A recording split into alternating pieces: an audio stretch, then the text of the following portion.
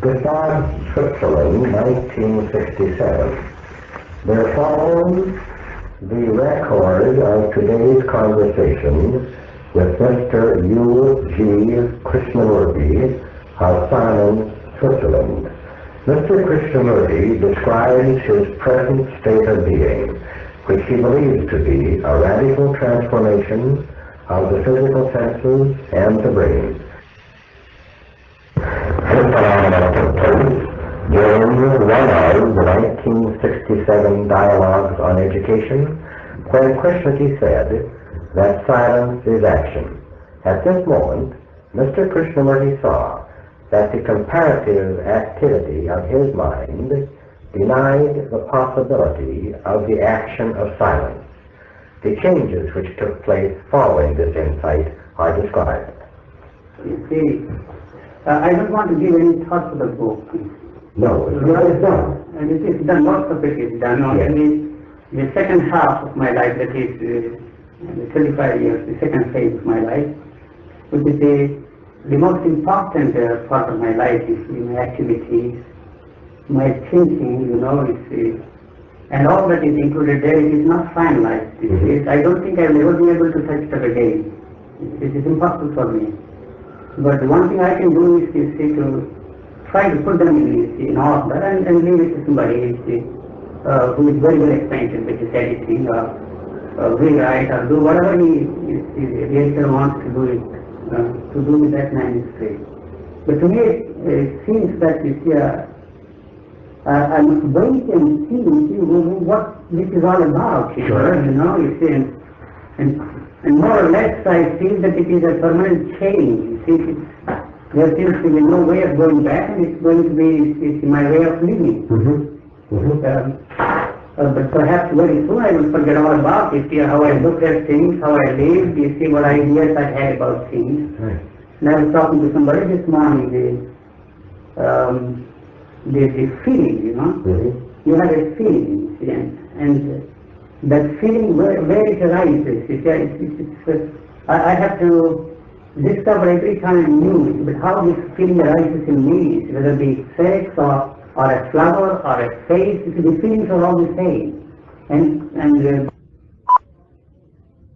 she said something irritable. Since I would have considered very irritating, I would have reacted, this is nonsense, you mustn't cook this, you must cook that.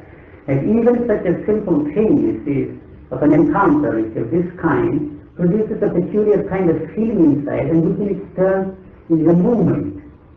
I don't see any difference between one feeling or the other feeling. All feelings seem to be the same. You can't say this is the sex feeling, this is the feeling of anger, this is the feeling of this is the feeling of that. The distinction is not there anymore, except there is a feeling, and that feeling creates a peculiar kind of a movement in you. It is an extraordinary feeling which is very difficult to verbalize or to communicate to somebody. But there is practically no reaction of any kind at all. Well, when you have this feeling, for example, someone says something irritates you, or something happens that pleases you, or something happens that alarms you, do you mean the feeling in each case impresses you as being the same? So first of all, let me tell you that whatever you look at, or listen to, it is not alarming at all, or not irritating at all. I'm trying to explain the feeling, and I'm giving this as a hypothetical example. First, it is not. I would have reacted in a different way in a similar situation 4 or 5 weeks ago. Yes. And now if you say we are going to eat such and such a dish this afternoon, go ahead, this or the other, what the hell is the difference? It's the same. It's not that I say that to myself, but I am in that state of being which is neither interested in this or the other dish, because I don't know how it is going to taste, Okay. Although I have eaten this particular dish all my life, practically every other day, I really can't bring into my mind, the taste of this dish. I know that it is, a semolina, but I see it on my plate, and I don't know how it tastes like even after leaving it for some time, and then to relate it to the name. This is what is called the semolina dish, but How it tastes like, I will know. When I put it on my tongue, there it is. You see, this tastes like that. But even then, although it is several ingredients are mixed up in this particular dish, then you see the dominant factor, the dominant the ingredients there, you see, is the most important thing for the tongue. Why is that? It seems to be very peculiar because the tongue can taste only the five, you see, the five tastes, that's all it can, you see. If it is a combination of 4 or 5, for instance, curry has, you see, 6, 7 ingredients in that. Sure. But the dominant taste, whatever it is, you see, the bitterness or the strong, the gift which it has, it has a peculiar taste on the tongue. That's all it can you see, taste. And it's the same term to me, it seems quite different. Quite different, you see. Strange. And so you live by your senses, there is nothing else. You see, now I see when some of these meditations, you see, we had in this new Upanishad, you take one sense and follow it, you see. And by listening to something in the way one should listen, perhaps you will get into this state of samadhi, they say. Similarly, each sense is often, by itself is an independent thing. There is no correlating thing. You see, this when you touch, there is a touch, you see. Although I see you see, I am listening, you see, to the bird there just outside, I touch this. I am aware of all these things at the same time. Yes. But if I close my eyes, you see, I don't see you all at all. I can't even bring you see, images of you in my mind, no matter how long I try. Well. If we were there for a long time, almost 2 hours there yesterday, yes. In that room, we talked so many things. Yes. I vaguely remember, you see, what I talked, the thought I you were there yesterday listening to me. But it's very difficult for me to bring back into my mind again such a thing as I don't know if there is any mind at all, you see. And the images say when I see you again next time, yes, you see, I met this gentleman yesterday. I have known him for some time, not personally. I have heard him taking part in this Krishnamurti discussions, and last year he always addressed him as Krishnaji, and this year he has changed it. Sir, you see, you know, all these trivial details, so you may call it, but you see, the factual, the details are there, locked up somewhere in the memory. And what is the process that is going on yet, I don't know. Perhaps you see, I have to very slowly, you see, look at it, you know, and try to understand it. You know, a thing like that, you see. One time I had a very good experience, and trying to understand the experience, I lost the experience. No, it is not there is no more experience. No, I say trying to understand a mood. I lost the mood. The mood. Yes, yes. Whatever it was, I don't know how to yes. appropriate things. But you try to be very specific and try to discover what is going on you, that things can go. Well, what she means is that she knows I'm going to ask you questions, you see, about the feeling and so on. Mm-hmm. And she says, well, that may be dangerous, Mr. Krishnamurti, because if he tries to pin down his state to specific details, then perhaps the state will be lost. Yeah, but if you have no way of knowing what that particular feeling is, except to speculate. I have no way of knowing why I have this particular kind of a feeling. Whether it is, you see, the sex feeling, or the feeling of anger, or the feeling of irritation, or the feeling of any kind for that matter. You see, well, since I am talking about it, I am trying to, you see, to bring out, to communicate to you, you see, the difficulty of tracing this particular feeling, this particular situation, you see, at that particular moment. I don't know if I make myself very clear. There seems to be only the senses functioning in me, and they are functioning very well, you see. The eyes, the ears, and the smell, and the taste, and the touch. These are the 5 senses that I have. And the body is functioning in a tremendously alert way, because you see they are very sensitive. Each one of them is very sensitive. And you see, the eye is just the same. There is no fear at all. It's very difficult to make you understand this. You see, it's just in concepts, and concepts don't take us anywhere. You see, and Krishnamurti is throwing all the abstractions at us. You see, you must look at a thing without condemnation, identification, justification. You see, the moment you are caught up in these phrases, you are not seeing anything at all. I don't know if I make myself. Only the eyes can see, and the ears can listen, and you see, the touch can, you see, feel, whether it is soft or hard, you see, or whatever it is, and the tongue and the smell. These seem to be the only thing, you see, that if you don't see, there is nothing to see. The to discuss the freeness, the degreeness, and all these metaphysical questions we have gone into thoroughly, philosophically or otherwise, seem to have absolutely no meaning at all. What an absurd thing it is to do. If I close my eyes, the tree doesn't exist for me. It is there, it is living there, the tree. But it doesn't exist for me. Because my eyes are not looking at the tree. They are closed, and so as far as this, the visual knowledge of things around me, if I use that word, the visual awareness, or whatever you want to call it. You see, I even have the difficulty to use words. Not that I'm very careful or I will choose words, but the words are difficult to, if they just don't come as they used to come before. And similarly, if I plug my ears, there is no listening at all. And if I plug my ears and if I close my eyes, and what is there for me in the world? It is similar because there are no thoughts anymore. It's absolutely and completely and totally blank. You see, this is not an assertion, but what is it that becomes aware of this blankness? These are all philosophical, metaphysical questions, and there seems to be no point in going into any of these things because the questions don't arise in my mind. For instance, the usual questions: does God exist? Is his life mere chance? Does God exist through the world? Is there life beyond? After life? What is reincarnation? Is there any such thing as reincarnation? And these questions seem to me so irrelevant. Why people ask these questions at all? You understand? You see, because why people bother about these questions at all? These metaphysical questions have no answers at all.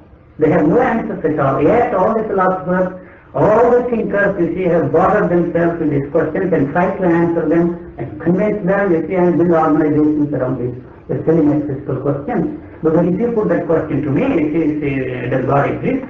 Immediately, you see, there is a state of not knowing. I really don't know what do you mean by does God exist? These words are there for me. But what exactly do you mean by God? Is there God?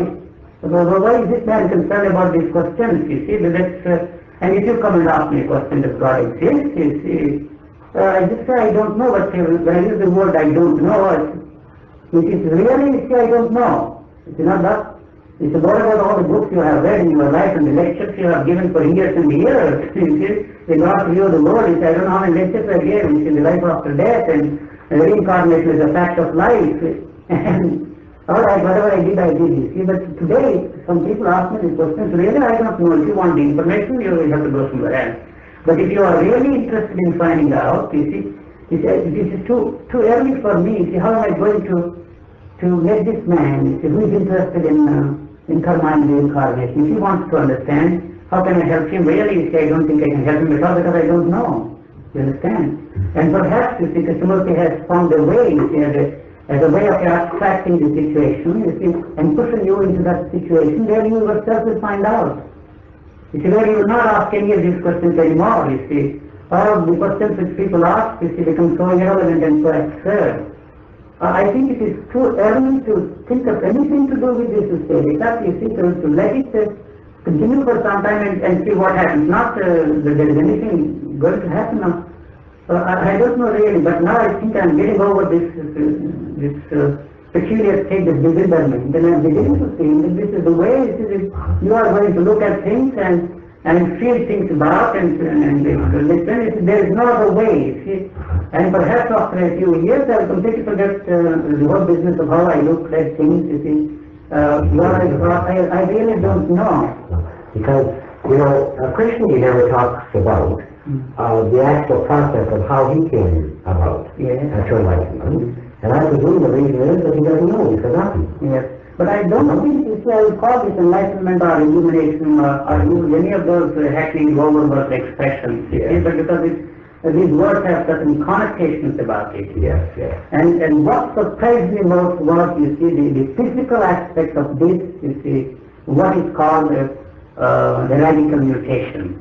You know, I use that word radical mutation for want of a more expressive word. I really don't know. We have heard this word bandied about so much, and everybody is talking about the mutation of the mind, the mutation of the body, and so on and so forth, you see. But I have no other word, you see, because this seems to be a physical phenomenon. I don't know, as I said before, this has happened in the area of physical being, you see. And when somebody asks, how do you know that this thing has taken place in you, you see, so it's quite obvious for me, because the way I see, the way I listen to the things, the way I feel the touch, the way I taste things, the way I smell. You see, they seem to be totally different. I used to talk about 4,000 nuances, you see, that is of smell that the nose can detect, you see. And where are those 4,000 nuances of smell? I don't see anything anymore.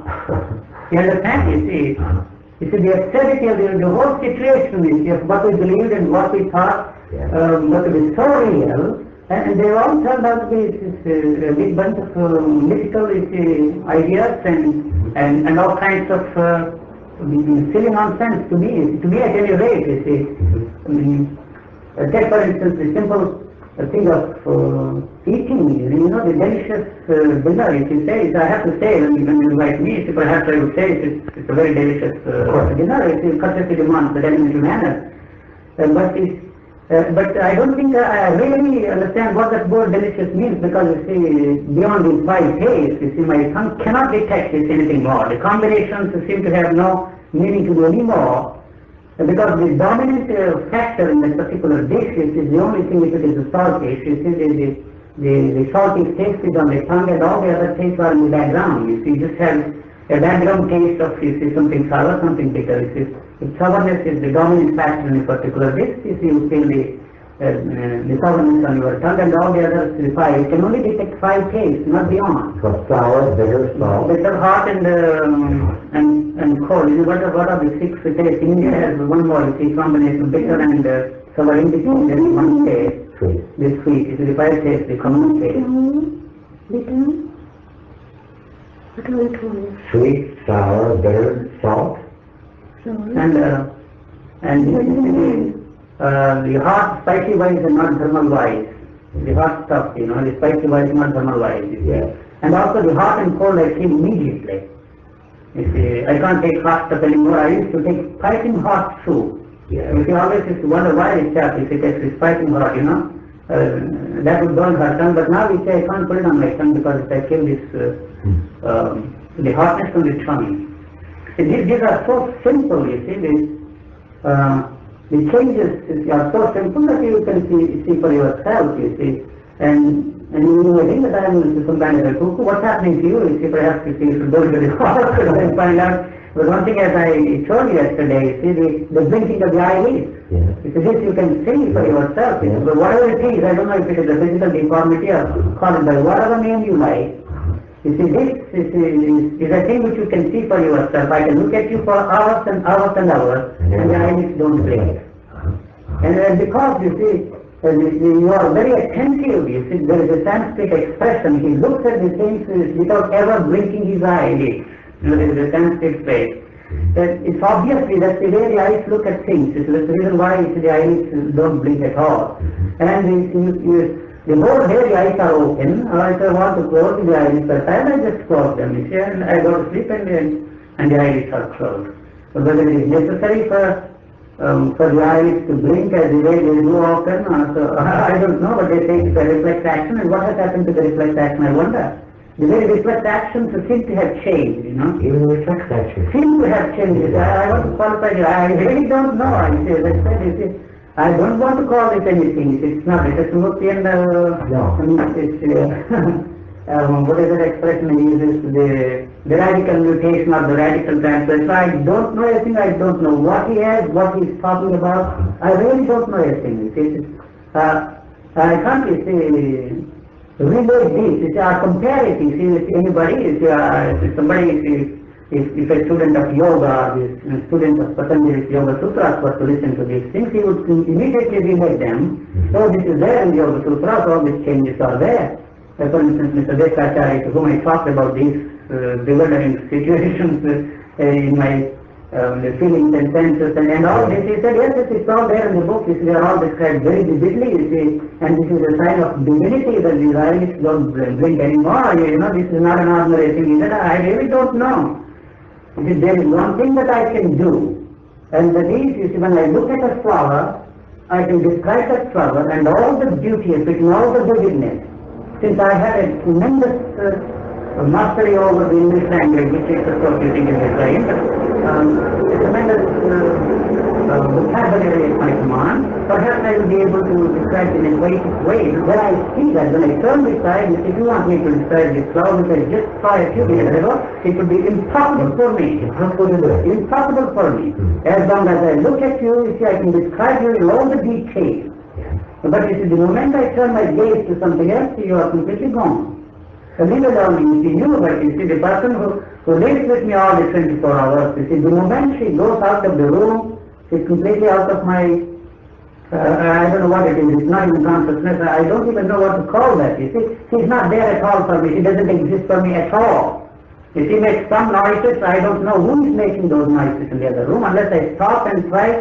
You see, perhaps this is a lady, you see, there's one lady living here, one woman living here, or one person living here. It's just the word lady, because it's quite a common thing in America, we always refer to the lady as a lady. It's quite a common expression, but it finds fault with me whenever I use the word lady. When you say lady, I'm not a lady, and so on, she talks about it. But it's quite a common thing in America. Yes, always, lady or sir. Always, whenever you refer to a woman. Yes, I like to say, someone speaks from you, basically. So you know my name. So you forgot me. In terms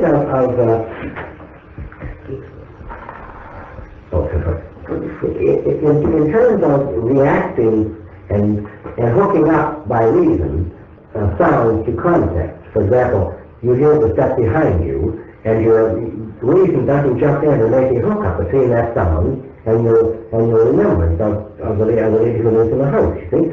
But that would be very dangerous in a way. Suppose one were walking down the road and one heard the sound of a motor car. It would be essential to make a jumping reason there and say, motor car is approaching, I better step aside. No, that's not the way it works, you see, because I see more now. The whole, this stuff is there for me to look. Yeah. And behind me there is a car coming. Yeah. The noise, first you see, become aware of this tremendous noise. You see, you know as if it is hitting you, you know. It comes so close to you, but although the car is far away.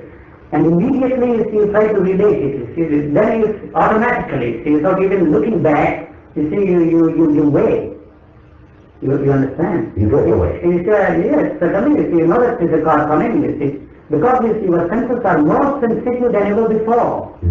Because you are not preoccupied with anything there in the mind. So only you listen to the sound, you know and this is a sound, and then you relate this sound to the motor car, or the howling of a dog, or the screaming child. You see, this you are able to, if you stop for a minute, what is this sound, then immediately, if you want, you can relate the sound to the car, or you relate the sound to the bullock cart or the horse riding, any one of these noises. Yes, you're even doing a footstep, but you don't relate is who the person is. Who is that? Footstep. First you see the sound, yes. And then you relate, you see the sound to that particular, you see either the sound of the foot or the car or the riding horse. You see, this is the secondary thing. The first thing is sound.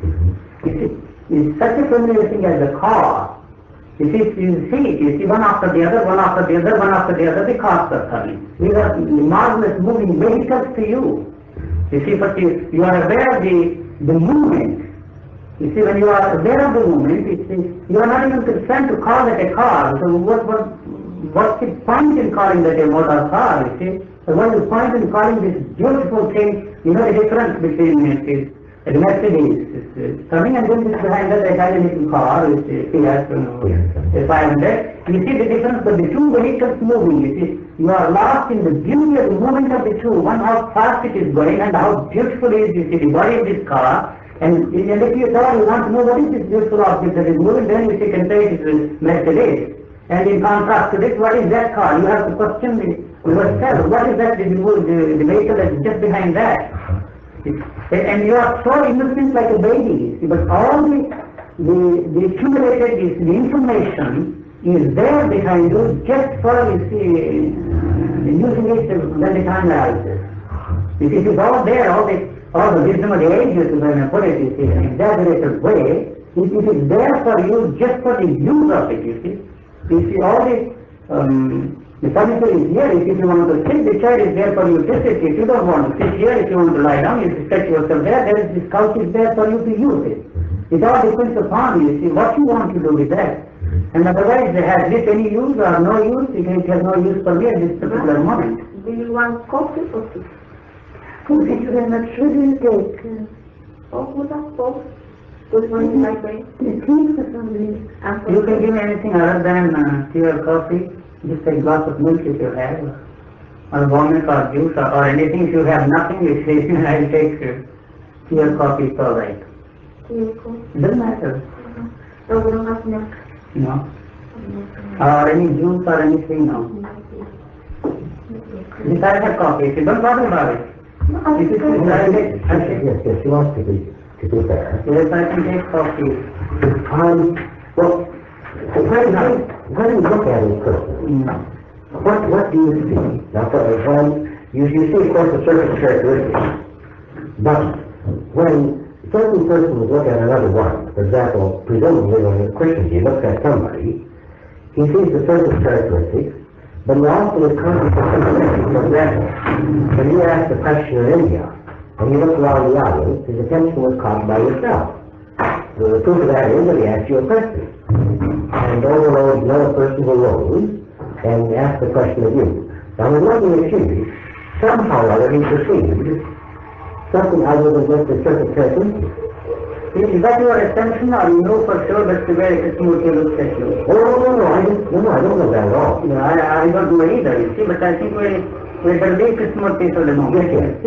You see, when I look at you, I only look at you outwardly, nothing else. When you are talking, I listen to like a person, you see, who is saying something profound, something, I don't even call it profound, or I don't even call it stupid or some nonsense. It's something I'm just listening to whatever you are saying. You see, with all the attention that I can possibly not, there is no effort on my part. You are talking, I have to listen, I can't help listening to you. Because you see, it is not occupied with anything else. I am not thinking of what is happening in the book I left there on the table, or how I will get home, or whether he will take me home or not, or something else. There is nothing else there. I am feeling you, it is my eyes to see you, and ears listen to you. And so where is the room for me to think of what is there behind your words or inside you, that there may not be anything? I really don't know. You don't make any evaluation. No evaluation of any kind at all. Whether my words are false or true, whether my intentions are bad or good, No. whether I'm a miserable person or an average person. These ideas are not there. These ideas are not there. Whatever you are saying, the words I understand. There is some kind of a mechanism inside. What it is, I just don't know yet. Look, if you're taking in these words, not projecting anything. The whole semantics seem to be so absurd to me because there is no abstraction and projection of the same thing, you see. I'm just listening to your words. You see, through centuries, the human brain has developed this faculty of talking, and also it's listening and remembering and bringing them out. You see, the specific the words, the specific time, you see. That seems to be a faculty which is part of the human organism, which has evolved through centuries. It's just like you see the vocal cords function is one of the senses. You see, human beings do talk, and through centuries, you see, we have developed these vocal cords. But I may be talking quite falsely. I may be a hypocrite. Maybe telling you things that aren't true at all. Now that might be quite obvious to she who looks at me, and I would think would be obvious to you also. But you say no. No. No. I just listen to you. Because these are not ideas, you see, that you are a hypocrite. This idea never, the business of whether he is a hypocrite or whatever he is saying is true or false, is not the concern of the auditory nerve. You see, we carry these words to the brain. Not a concern of the auditory nerve. Not at all. And then the listener who is listening and evaluating whatever you are saying. Yes. You see, the eyes see as you are. You see, not even judging the color combination, it's nothing. You see, he has a black sweater, you see, and this kind of blacks and black suits and the black this one, and his hair is parting here, and then you see, that's all. It's what is there inside, what you are thinking. I don't know what is the way of knowing it. Not the concern of the eye. No, not the concern of the eye at at all. So how about the brain? The brain just takes in the records. You see, this is a sensory, if there is any evaluation of these sensory impressions, I don't even know of such a thing at all. Perhaps there is, if there is an evaluation process going on, you see, as a result of this sensation in the brain, I don't know, because it doesn't come to me in the form of any ideas or any doubts or any one of those concepts. Whatever you are saying and listening, since I happen to be here in this room, if I have to listen to whatever you are saying, if you start saying, it's already my listening has contained, and somebody else, I listen to this, the listening to there is one, it's happened there. And so you see, I don't see anything inside it. I don't know what others see. If they see, how they see it, I don't know. The organ or the part of the person that normally evaluates is missing. Because the seer, if I want a better and explanatory term I use, there is only seeing. The eyes to see, let me put it. There is not somebody who is seeing. The ears listen. And the touch, you see, if you feel the touch, that's all there is. There is nobody. There is who is evaluating, this is soft, this is hard, yes, I know this is hard, and the other one is soft. That whatever you see, the touch, you see, the soft touch or the hard touch, the touch, the feeling of touch, let me put it that way. And then the feeling of the sense of smelling and the sense of taste. These are the five senses that are operating all the time in tremendously sensitive way. When you talk of sensitivity, it is only the sensitivity of these things. And since there is nothing else going on inside this, I eat my lunch. If naturally, the blood is necessary here, I suppose the stomach needs the blood, and the blood comes down. You see that how blood is going down. And there you see you have a tremendous peace there inside you, the tremendous peace there. You see, it is not the word peace, but it is something else. You become aware of a tremendous peace. Because there is nothing going on inside you. There is nobody who is saying, I have had a marvelous dinner, or you see, this is delicious, that is marvelous, you see, I have enjoyed the meal, or I have not enjoyed the meal. None of these things are happening in there, and you are not thinking of anything else, what to do, whether we should go to, it is raining, how we are going to get to Mr. Hilltop's place. These thoughts are not there at all, there is nothing happening there inside you. And so you see, the blood is not, except the blood that is necessary for the functioning of the brain cells, no additional blood is used by this thought. Thinking is an absurd thing. That we have indulged, at any rate I have indulged in all my life, 50 years of my life. What is this thinking about? Thinking itself, the dialectical thinking, what a terrible waste of time and waste of energy. You see, this is the very fact that you don't think, gives you tremendous energy. It's not mystical energy or not in terms of any of those high-sounding phrases. It's a pure and simple physical energy. You see, I'm really insist on this point. It's pure and simple physical energy because the thoughts are not there, the thinker is not there, so no thinking process is going on inside you. And so the energy is not wasted that way. It's just thinking of the things that happened yesterday, or 20 years ago, or 40 years ago, or what we are going to do tomorrow, or 40 years hence. And so neither the bringing into being of the past images or the future images. There is no image maker at all. When somebody talks of, say for instance, Krishnamurti, since we are here in the church and we have listened to Krishnamurti for years and years, I must bring this the example, see, which he used during his last talk. When he says, look at your wife as if you have never seen her before in your life, because any images you have of her.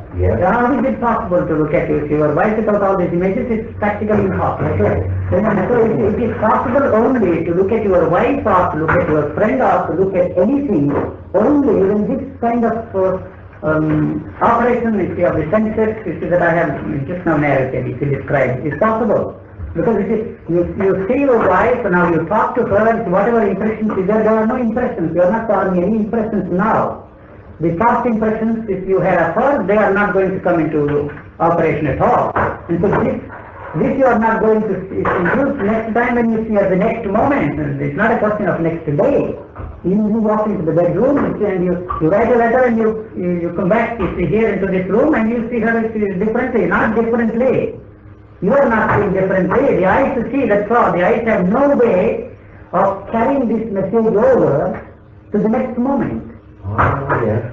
Whether it is your wife or whether it is your friend or whether it is your boss or whether it is your clerk in the office or your typist, as long as you are dictating a letter to your stenographer, you see you are looking at her.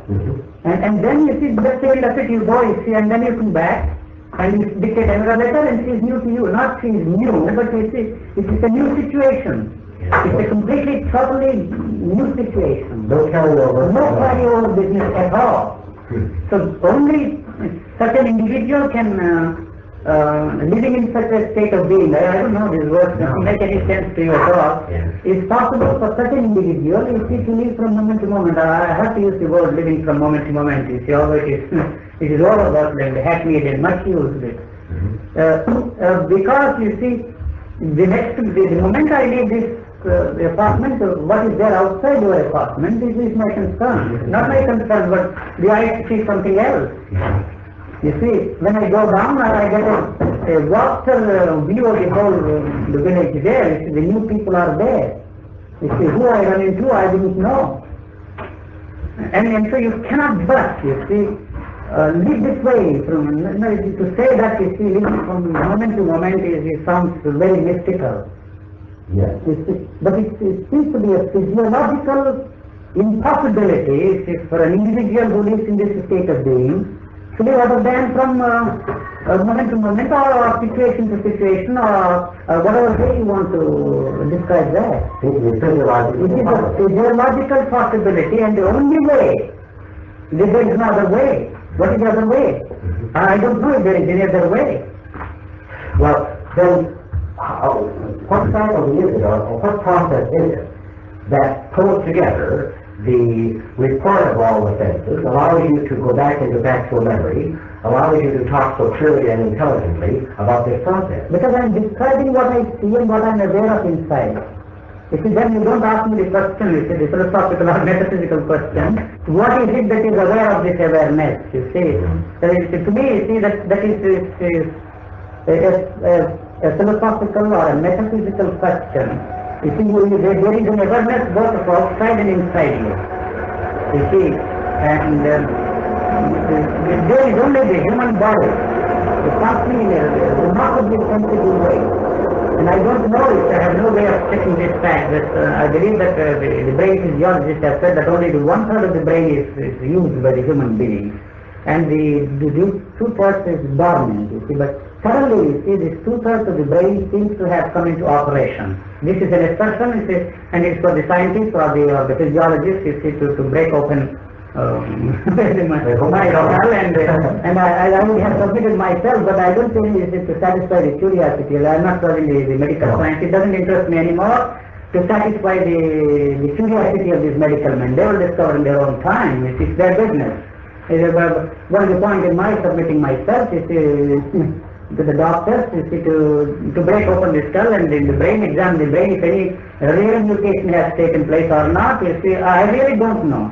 But one thing I can say is that, you see, the spiritual or the religious the minds throughout centuries, the authentic the religious people, you see, seem to have had some kind of an experience like this, similar to it, you see, but when you try to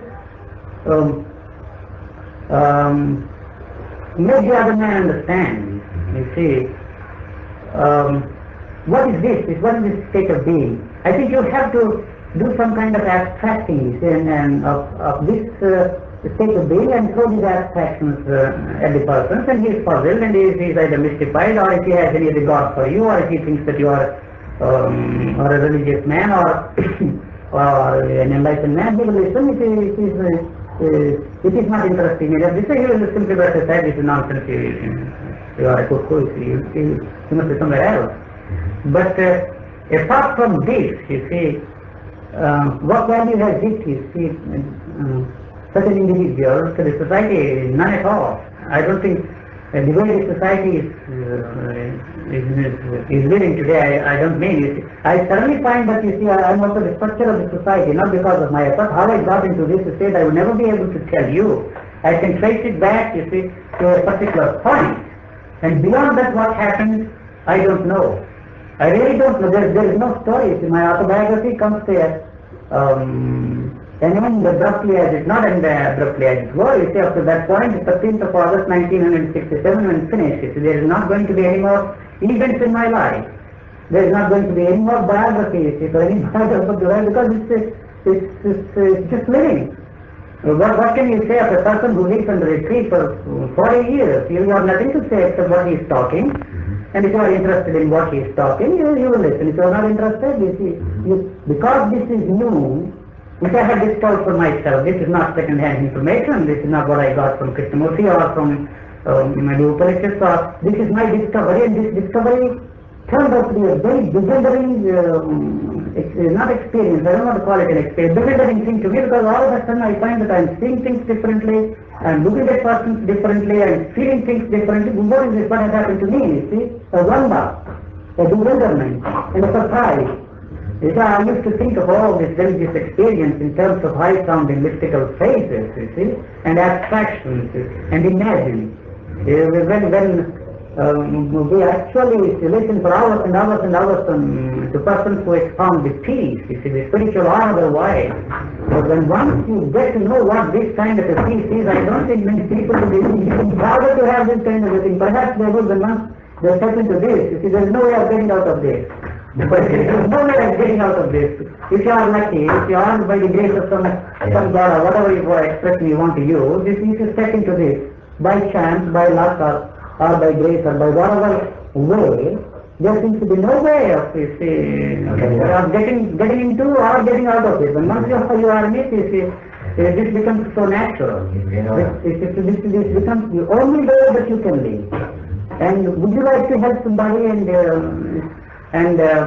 make him feel, I don't know, perhaps it is too early for me, and you see the urgency to help the other man, or to do something about the world problems, or to talk about, you see, the war, and all these issues seem to me at this particular moment irrelevant, because I am in this stage of bewilderment. It is still continuing in a way, and when I got up this morning, I felt, somehow I had a vague feeling that I dreamt. You see, if I dreamt, how did I dream? You see, and how does one dream? You see, these questions started popping up in my mind.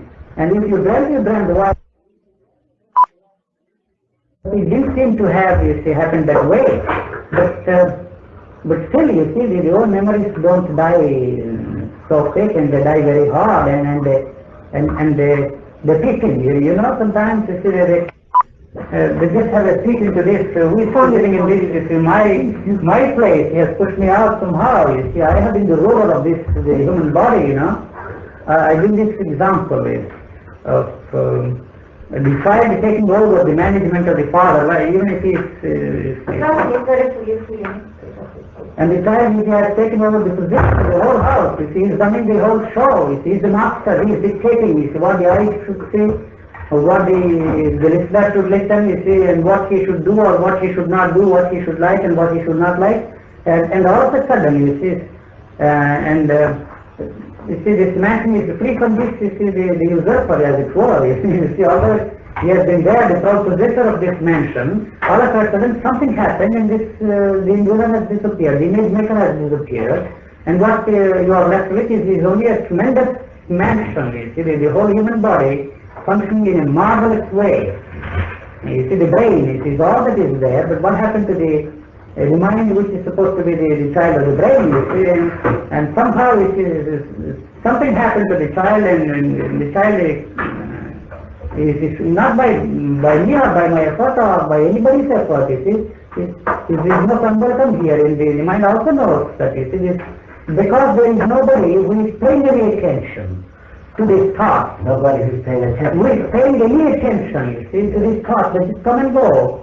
You see, sometimes you become aware as you are aware of something. You see, this is a thing which I seem to have known this kind of a business before. And what is this? You see, Not that I put these questions to myself and something happens. You see, they're teaching, and then they find that they don't have any more place here inside, you see. And they feel sorry for themselves, or what they feel, or what they do about this, not being welcomed, you see, in their own home. You see, how they feel, I have no way of knowing it. Well, as you're aware of the thought arising, and I presume The moment you become, I will put it this way, the moment you become aware of this old thought, the old sun trying to come in, the moment you look at it, it disappears. But what is it that is looking at, is difficult to say. You become aware, obviously. Something in me, becomes aware of the fact that this is an old memory, coming in. Yes. And it's not somebody else doing something about it. The very awareness of this is coming in, not as an old memory or anything. Then you can immediately it disappears. It's not there anymore. It doesn't take any root because nobody is paying any attention. It disappears by itself. What part of the body does it come into? It seems to come in this way. I don't know if it sounds funny. It's through this, it's from here. From the back of the head? From the back of the head to this here. And this portion, as I said, is not functioning at all, not functioning at all. I don't know what's happening here. The only thing is here sometimes. And in the you want forehead. it down? And then Do you want some milk? No. No? you see the thinking, the thinking is not there anymore. There is nothing, no thinking here at all. So nothing is, it's so peaceful, it's very, I have to use the word peaceful because there is nothing else to say, Yes. And the peace then passes understanding. Let me use a biblical phrase. You see, it's beyond your understanding what you see. You see, I describe it as a peace. The moment you eat, you see, it's like an animal. You feel tremendously content with what you have eaten, and it is not a contentment that the mind is experiencing or inducing itself into the state of contentment or anything. You see that the blood is rushing, and when the blood goes down, and there is nothing happening here inside your brain. And it's peaceful. You see, what shall I say? There's nothing there. And then so you see, it's not that somebody is enjoying. You see, whatever is happening inside you, you see, you become aware of it. That's all that there is to it. And this can be a very exciting way to live. You see, this is a tremendously not the excitement, you see, that we experience. It's not like that. I have to use the word exciting because if you don't see, if you don't listen to somebody, if you don't touch, you stretch yourself on this couch, and if it is hard, you feel the hardness where the body touches this, and then you close your eyes. You see, if you plug your eyes, and what is there inside? Complete, total emptiness. Emptiness. That emptiness is fullness. It's when this Upanishadic phrase it didn't mean anything to me except as a concept, you see. It is full and everything is full. There is a fullness, you see. It doesn't seem to be empty. There is a tremendous fullness inside, you see. Not emptiness. I say empty because, you see, compared to what it used to be, full of these ideas, full of these imaginations, and you can't imagine a thing. You cannot imagine a thing. As I said, I have known Krishnamurti off and on for almost 40 years. And you see, he has been in my consciousness for practically all these years. You see, the conditioning started when I was quite a baby in my home, in the theosophical home. And you see this, I don't want to use this irrelevant phrase, but the monkey on my back continues to stay there. You see, however much I try to free myself from this, the conditioning, you see. And how I freed myself, how the monkey jumped off by itself, you see, I don't know. I really don't know. You see, not that I feel a great relief, but you see, it doesn't exist for me at all anymore. You see, except as a name, as a person who is very well known, who has been talking, who has been coming here, whom I have met so many years, so many times, and these factual things. But I can't very clearly convey to you, see, what is this process of talking and how these words come. You see, I don't know. I have to wait for a while and discover for myself. You see, how these words come and what is it that is this talking. That I see. If you want me to expound something, I can't. If you want to give a lecture, you see, on something, you have, on any subject, you see, I have been familiar with, and I have given lectures in a masterly way to very intellectual and profoundly enlightened audiences. I use these words because these are the words there. And carry them with me. But if you want me to speak on any simple subject, it will be impossible for me. Because I don't know. I really don't know. I really don't know. Has life any meaning? Has existence any purpose? These are simple questions which I have asked myself and asked others and tried to explain to others. Sorry.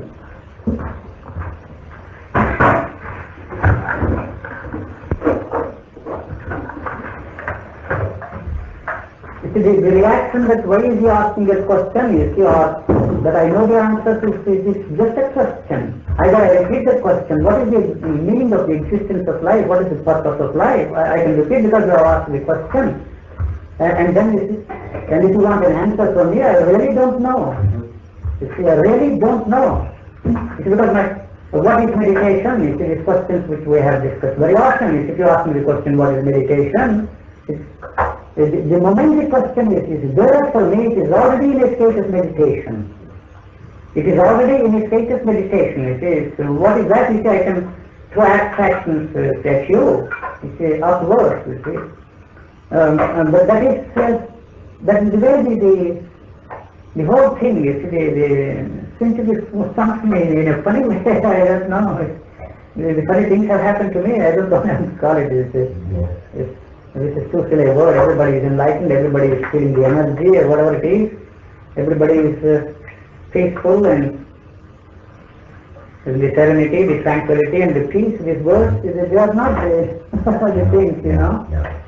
I will call this, to describe this, the state I am in, it has a state of tranquility, a state of serenity, or a state of peace.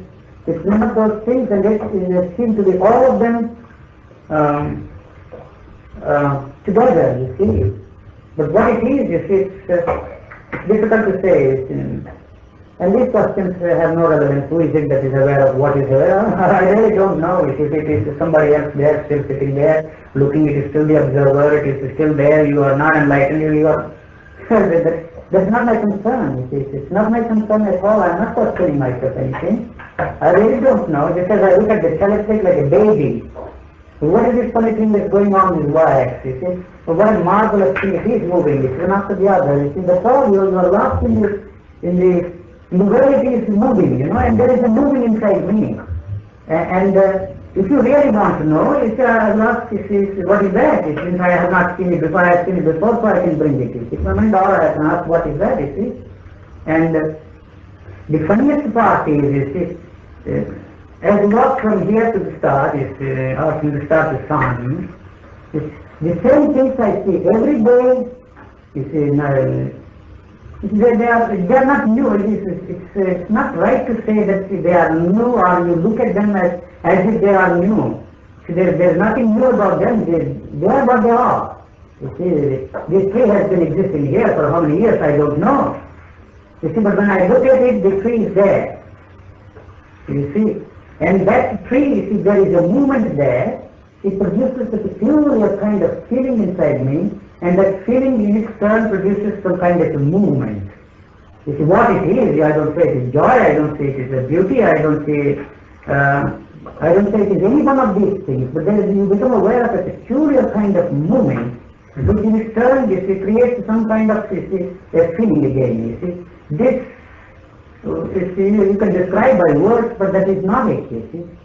And if I close my eyes, the tree doesn't exist for me. The treeness, the beingness, you see, you identify with the tree, you become one with the tree, and all these philosophical concepts which I have used and which I have listened to through years from the most learned and most profound philosophers and sages and saints, they don't seem to have any meaning to me. This is not the way I look at it. If that is the way you look at it, perhaps you see, you are lucky, I don't know. Yes. You see, I'm a simple man who is looking at this tree in a simple way.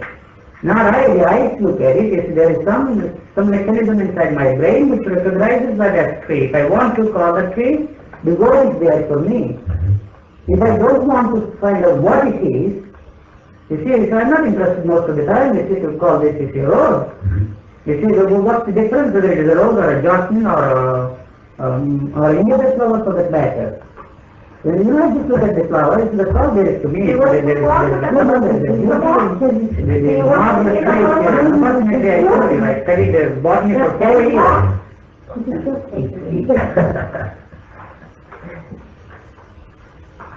This I must tell you. I have been a vegetarian all my life. Naturally, all Brahmins are vegetarians. Yes. In 300 generations we have been vegetarians. Mm-hmm. And the other day a friend invited me. Are you sure you want to The restaurant here, he didn't know, and nobody knew that you see, the soup they served was a pork soup. All those who practice vegetarianism, when they heard, they pushed aside it, they pushed away the plate. The moment they heard it, there's pork inside. I ate half of it, or in 6, 7, 8 spoons. And because I don't know the taste of the pork, you see, I enjoyed it just like anything else. The potato taste I got it, and there was some peculiar kind of a taste which I did not know. But even after the man told me that if there is pork there was no reaction inside me. No reaction. A pork is a pork. You see, 20 days ago or last month I would have vomited and the whole cycle would have revolted. You see, the whole cycle would have revolted, you see, and I would have blamed everybody around me. You see what you have done, not to me, but 300 generations there, and all those who are there in heaven. Come on, you see, you are dragging them, you see, out of their heavenly abodes, and they are going to curse you, and there is no redemption for you either in this life or in the life to come, if there are lives to come. And so it's in such simple, because pork is a pork to me. Because I can go to a restaurant and eat steak without any compunction or without any idea that, because I don't know the taste, it will be just like this the fish here to me, it has a different taste. So the idea of vegetarianism that I mustn't eat meat, you see, all these images that you see are around that steak are not there, even if you explain to me that it is. You see, when I look at the steak and you tell me the steak, I forget all that you have told me. And it is like, you see, any other vegetable to me, I eat, you see, without any problem for that. It's such a simple thing. But, you see, there is a poetry just outside here, you see, the chicken there, you see, the way they dance, it's a marvelous thing. Once you look at them, you see, and how can anybody kill, you see? Not that, you see, I'm occupied with these questions of killing or not killing. These are not there in my mind, you see. You look at the beauty of this marvelous thing that is moving there in front of you, and the living thing, and that living thing moves something in you, there is some kind of, you see, the life energy. I want to use that word for one as a better word. It's not in mystical terms. It seems to be the same living thing. You are, there is a movement between you, see, as a result of that movement there, it has created a movement in you, and so no matter what you do, you see, you can never, I'm not going to tell people not to kill those animals, you see, it's their problem.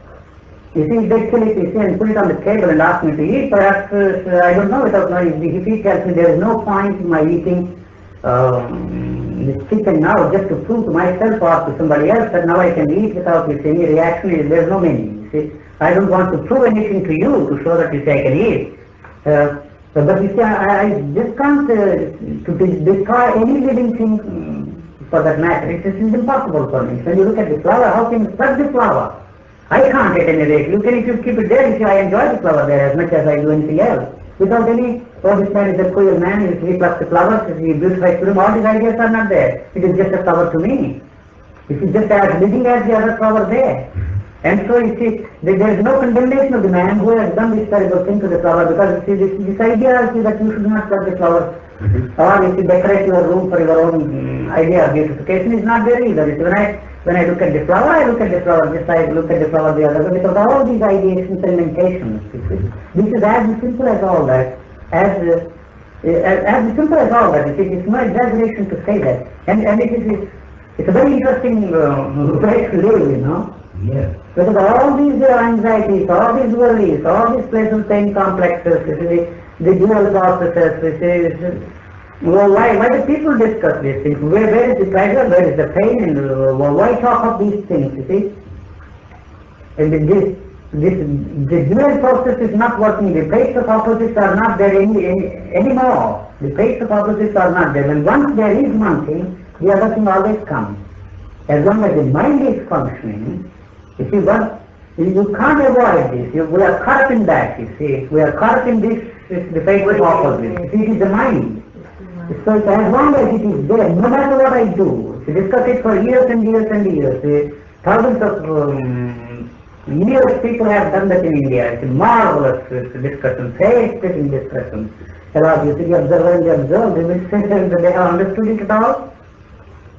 What the great teachers understood, we don't know. You see, these things happened, you see, hundreds of years ago. You see, what they talk is what they read, and perhaps they live just like Krishnamurti. You see, we see him and we listen to him, and we have a feeling that, you see, this is something that he knows. It's a first-hand information. It's why, how do I know? I really don't know. But according to an idea, according to a comparative, this is a comparative state of mind, actually, you see, to say that Krishnamurti is a realized man, or is an illuminated man, or how the hell do I know? He is an illuminated man. I have no way of knowing it. You see, either I compare him, you see, the behavior patterns of the man, with what he is saying, the way he is living, it fits into an idea of, you see, an illuminated man, which I have about him, you see. Or I have compared this, you see, illuminated man with somebody else. Otherwise I wouldn't know. I have no way of knowing what he has. I have no... I really don't know, and there is no point in comparing myself. I don't know what he has. Perhaps he's a tremendous man. I really don't know. There's no interest anymore. Or even to go and talk to him. If you look at Krishnaji, something funny happened to me. So many people have asked me, why don't you go? People usually go and discuss their problems. You see, there's something, you see, perhaps others have talked to him about this. You see, so many people have, you see, come into this state of being. I don't know. Yes. I never bother myself, you see, to find out if there is anybody else. Why would I be interested in anybody else? I don't even know whether this chap has it. So what's the point in looking around? You see, any of these people who have followed him, who have listened to him for 40 years or 50 years, have they understood? That has no meaning to me. So my only concern was, you see, what is it that he's talking? Is there any way of understanding it by myself? What he has, he can't give. What he has, there is no way of getting it. And what he has, I don't know. And so, why am I bothered about, you see? But I can't help it, because you see, I am caught in this, you see, the ideations and meditations. So, he has something, I want it. When he said the other day, you see, the fact that you are here listening to me, you see, to this speaker, what exactly asked? You see, it is jealousy. And jealousy is violence. If I understand, I discuss violence, you see, day after day. But do I understand this very basic thing which I have been doing, you see, for years, that I sit here and listen to Krishnamurti? What for? He has something, I want it. That's obvious, you see. I want what he has. And so what is the relationship between him and me? The relationship is jealousy. And jealousy is, you see, the list is, you know, the sex, envy, jealousy, and so on and so on. All these are, you see, the aspects of violence. And so where am I? I never can look at this way. It is not that one should listen or should not listen to Krishnamurti. That is irrelevant. You see. In any case, we are going to listen to him. If we have done it, and we are going to do it. But you see, to understand this one thing, you see, and perhaps will put you into that state, whatever it is. It is a state or your own state, and you are free both from Krishnamurti and from everything. Along with all these scriptures, from Vedas down to, but that in the course of Krishnamurti will go down